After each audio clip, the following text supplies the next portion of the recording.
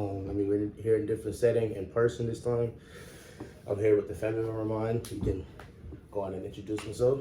Yeah, my name is JP Massey. I played baseball at the University of Minnesota. Um, 22. It's my little cousin here.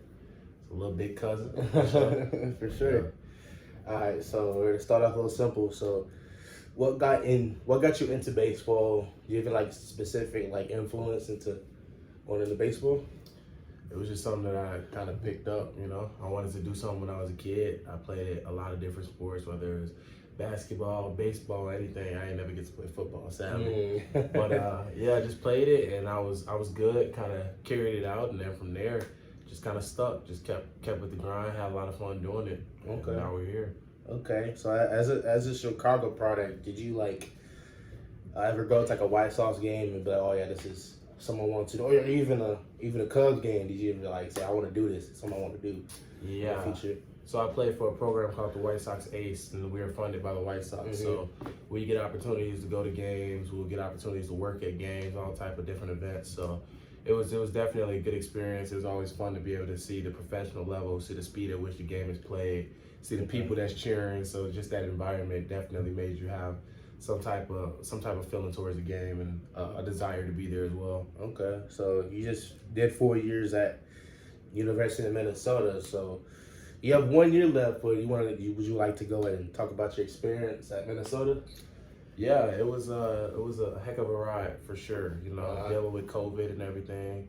I'm fortunate and I'm blessed that I got the opportunity to go to that university, to play there, to make a lot of friends, create a lot of memories, things, and develop. Mm-hmm. Going forward, I'm excited. I'm definitely excited. I got, like you spoke on, I got my degree. Did it in 4. Shout out to that. Got that done. So now we're going forward, open-minded. Draft is coming up in a little less than a month, so that's exciting. See what that holds and kind of go from there. Whether it's going to another school and getting my master's, going into the draft. Can't speak too much on either one right now. Just gotta make sure we keep everything in the open, keep everything in the cards, and see where life takes us. For sure. So like he stated, we had COVID situation about 2 years ago. It hit your sophomore year, around kind of when the season was going strong. So what kept you moving? What kept you motivated? Was it like family, friends? Obviously, like what kept you pushing? Yeah, during COVID, it was tough. We were just getting into our season, kind of catching stride. Me personally, I started playing really well towards the time that COVID took over, so that was difficult. But I went home, spent a lot of time with my family, my parents. So that was nice, just being around them, keeping me sane a little bit. It was obviously difficult being away from school, not having the freedom I'm typically used to having, not being able to just go see my friends whenever I wanted to because of the pandemic. But obviously, I have a job. I signed up for this, and so I have to keep that perspective and be responsible as an athlete. So it was up to me to go in the backyard and throw the ball off the side of the house, or make sure I'm getting my workout in, find a place that I can get my work in some way or another. And as the time went on, I was able to find a location to work out in that was kind of like a full gym where it was private and it was really just me and a couple guys. And so just trying to find any way to get better and be meticulous of how to basically move forward while everybody's kind of staying stagnant. Okay, so I've been seeing this thing recently, especially like past 2 years, about how athletes been going through a lot, like COVID, coaching changes, and all that stuff. So how did you handle that? And yeah, how did you keep your focus straight? Like you said, you kind of did some different things. Yeah, I'm not gonna lie, it was tough, especially in my school. We dealt with a lot when it comes to COVID, whether it was coaches, players, all of that, and it wasn't easy. I mean, I'm not gonna say that it was. I'm not gonna say we found a way to get through it. Sometimes we really fell on tough times. We had a point last 2 years ago where we missed 2 weeks of the season as a team. They just had to cancel it, and we were quarantined, so that was tough. But I mean, like I said, you just got to find a way. At the end of the day, everyone's going through it. So you just got to find a way to, keep getting better and keep moving forward, because no one's going to make an excuse for you when everybody's dealing with the same issues. For sure. So, I mean, as an athlete myself, I've seen some points where I would want to step away from the game. So were there any times for the past, how long you've been playing? Has there been a time you're like, is this really for me? Is this something I want to do with my future? or anything like that? Every day. Every day. I mean, I can't say that it's ever a time where I sat down and I really had to contemplate whether or not it's what I wanted to do. I think that my drive and love for the game has always just kept propelling me forward, and then also having success here and there has helped. But definitely, it's some times where it's things that you may want to do that you're not allowed to. For instance, I didn't get to walk for my graduation. Okay. I had to travel with my team and go play in a conference game, and that was difficult. It's things like that you miss out on in life that sometimes you're just like, man, that sucks. Or it's times where the game is just not rewarding you. You're just sitting there like, oh my gosh, like I did all this work. I've done everything asked of me, and I still can't get it right. And that's probably the most difficult time. But then you continue to push, continue to go, and you start to find that success. You start to find that luck and that fortune that you've worked hard for the entire off season and the entire season, and then you start to realize why you're playing it. You just constantly love finding a way to get it done and competing. Okay, so I spoke to your friend Donovan about how the traveling situation was. You know how he jumped from high school to the pros. So how was it like going from high school to college? Like, you know how y'all playing 5-6 times a week. You might get one day every other week, maybe once a month. So how was that? Like the grind. How was that? You said it. It's a grind. It's a grind. I mean, during the season, it's difficult, especially when you're starting, and it's a lot of expectations, and you got to try to find a way to get ready for every single game, every single week. But I'd say the hardest part is probably the off season. When we're going at it 5 days a week, you're exhausted. Your body is exhausted. The winter is beating down on you. It's just school is tough. It's hard to wake up when there's no sun. All types of things like that. That's probably the toughest part, because once you get in the season, you're doing what you love. You're just going out there and competing. Practices scale back a little bit to make sure that you're able to compete to the top of your abilities during the game. So it's a lot more fun once you get out there and you get to travel, go different places. Not that you really get any time to see anything. You literally go in and it's time to play, and as soon as you're done, you're up and out. But it's definitely a lot of fun when you're in the season. Yeah, for sure. I didn't know so much about travel, and so I saw my other cousin, she plays at Louisiana.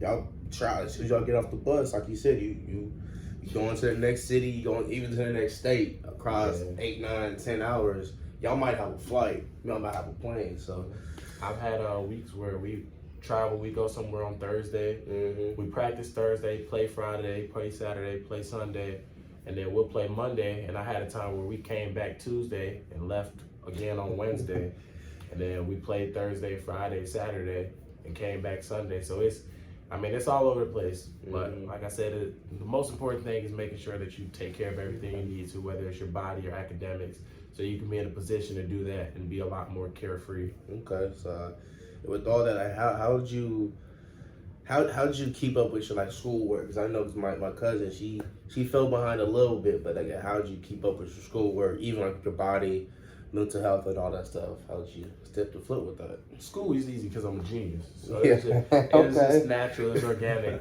No, you just try to stay on top of it. You have to have time management. It might not be easy right away, especially when you get that newfound freedom. But especially as an athlete, they stay on you. There's a lot of expectations, and you can't fall below that. So like I said earlier, you have to be a professional in everything you do, and you know that you have to take care of the school in order to take care of whatever sport you're there to play. So that was pretty much my drive, and that's how I was able to stay on it, because I knew I needed it to be able to even compete. Okay. And then in terms of mental health and stuff, it got difficult during COVID for sure, and that's where for me, family was so important. Just being able to have people I can call, whether it's my mom, dad, cousins, whoever it may be, just having someone to talk to, just to switch up the pace, just to have something different, a different voice. Okay, so yeah, we're gonna change the question a little bit. So I scrolled through Instagram when you started playing. I saw your cleats. You wore Jordans a lot. So what made you want to start wearing Jordans instead of like the typical cleats? I just wanted to be different, I got drip off the field, so I figured I might as well have drip on the field as well. Okay. And when I go out there, I'm obviously in full compete mode, but I want to put on a show. It's an entertainment business at the same time. And so I want people to be excited to come to the game, see what cleats I have on, see what I might do that day. And it's not that I'm going out of my way. I mean, I feel like my cleats, once they're on, I'm not thinking about them. So it's just nice. And, you know, I like to think of the rule. You look good, you feel good, you play good. Yep. So I just like to make sure that I feel and look as good as I can at all times so I can go out there and dominate. So, yeah, would you say fashion played a good part of your career? Like, I've seen people say fashion played a good part of their careers. Would you say kind of tied into that a little bit, like you're outside, how you dress yourself? Yeah, I mean, I got a I got an image to uphold, you know. Yeah. So I try to make sure that I look and feel as good as I can at all times. And so for me, fashion is a way to express your artistic side. For those who don't always get to do it in music or actual painting or whatever. So that's what I like to do. I like to try to find outfits that I really enjoy, and it's not for other people. It's really for me. But yeah, that's pretty much it. I carry myself on and off the field the same way. Okay, that's what's up. So yeah, I'm still on the topic of the uniform. So like I've kind of, you know, my pops kind of talks to you about like how the hat situation is, or even the jerseys, or like different stuff. Like how were y'all given that every week, every other day, or a couple times a month? Nah, I mean, if you're cool with your equipment manager, you can probably get a few more things like me. But no, they give us our stuff, whether it's your hat. Like I told your pops, if it's something that, you know, is, if your hat's sweaty or it's dirty or it's not in the condition that you want, you can always ask for another one. It's not like every single game we get a brand new hat or anything like that. Jerseys, they wash. I mean, the best thing that I can say is that everything we wear gets washed that night and put back in your cubby immediately. So that's nice. But yeah, they take care of us. Like it's tip top. I doubt he'll ever see this, but if you're watching, Adam Bates, the equipment manager of Minnesota Baseball, shout out to you. You're the man for sure. Always looked out for me. Okay, so yeah, when you transition into from high school to college, would you sit down and be like, wow, like I'm here, I'm at Division I in Big Ten, the Big Ten conference, like wow, like I'm here, but I'm not done yet. Did you sit down and think about that?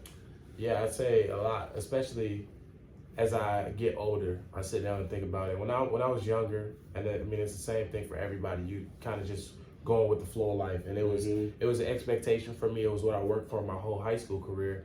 So when I got that, it was on to the next step. Now it's trying to become a big leaguer. It's trying to get to the MLB. And so as I get older and gain a little bit more perspective, I start to sit down and just look at some of the goals I have completed and some of the blessings that I had to this point, and just being a D1 athlete, having a college degree at this point, you know, being able to have my family come to games, all that stuff has meant a lot to me. So yeah, I'm very appreciative, and obviously now it's on to the next step, and I hope in 5 years I can be in a big league uniform sitting down in my locker saying, wow, I'm really a big leaguer. Yeah, so just keep trying to just trying to keep it pushing. Okay, so continuing off of that, where's it, like, you know, you're a pitcher, so especially being a starting pitcher, like a lot of pressure on you. So was there, like, when you walked on for the first time, sound like you playing Michigan or something like that, so was it like a little like wow moment, like I'm playing a team I grew up watching or something like that? The wow moment for me in college was my sophomore year, right before COVID. We played Duke University, and one of my best friends, Kyle Sally, he played for Duke, and so it was a big event where his family, my family, our other mutual friend Donovan, the one that you did an interview with, his family came, and I remember hearing before I even went to college that we were going to play Duke in this tournament my sophomore year, and I never in a million years would have thought that I would be the one to get to start that game. And so it was like my second big start of my career in college. And so when I remember kind of going into that game, having a little butterflies just because it meant a lot to me. I really wanted to win that game just so I could talk to him off the field. And I remember going out there and kind of seeing everybody there watching, and it was definitely a fun game. I went out there and threw the ball really well, and so that was definitely the moment I'll always look back to and just be really proud of. Okay, that's what's up. So I couldn't imagine that, but you know, growing up, there's a bunch of different positions. Like instead of being pitcher, what made you want to be a pitcher? You know, that's a difficult position right there. So what made you decide to play that position? I kind of just did it my whole life. When I was young, I pitched, and I don't know, it's one of those things you find what you're good at and you stick with it. You find what people think your value is and what you think your value is, and you just got to go with that and ride it out. And that's how I got to the position I am today. And I mean, I like the choice that I made.